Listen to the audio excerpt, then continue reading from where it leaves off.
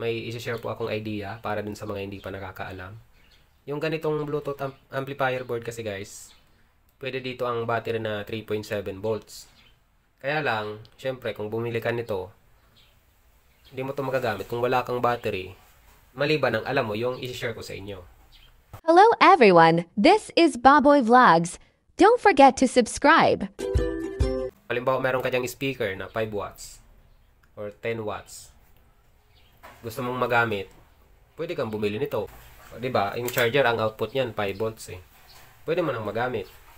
Hindi ka na gagastos pa. Kumbaga, speaker lang, tsaka itong amplifier board. At wala nang lobat-lobat.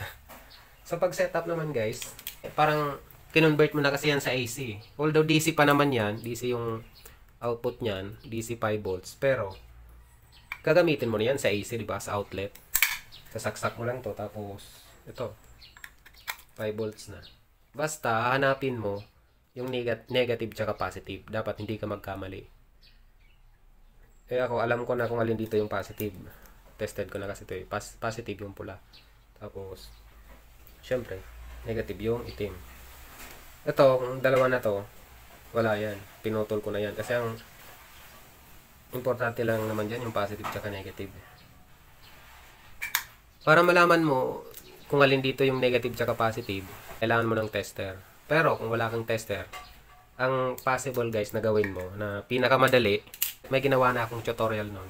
Hanapin nyo na lang sa channel ko. Gamit lang yung speaker, pwede mo nang malaman kung alin ba yung positive tsaka negative. So ngayon, ipapakita ko sa inyo na legit yan. Hindi masisira yung amplifier board mo. Positive, negative. Tapos ito, syempre. Tapos ito, sa outlet. Tanggal.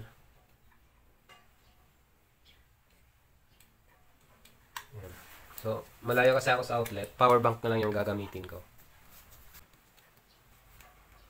Yan, di ba? Gumana. So, kapitan natin yung speaker. Nakakapalit niya. Diba? Dalawa lang yung magkaparehas niya ng brand. Crown speaker. Malaki talaga yung speaker. Pero, pinakita ko lang sa inyo yung idea. Kung wala kayong battery, i-direct nyo lang sa charger ng cellphone. Pwede nyo nang magamit. Speaker lang. Ito kasi, ano lang to eh, mura lang. 100 plus. Tapos may kasama pang remote yan. Ito. Kaya lang, walang battery. Tapos, may kasamang ano guys, dalawa yung wire nya.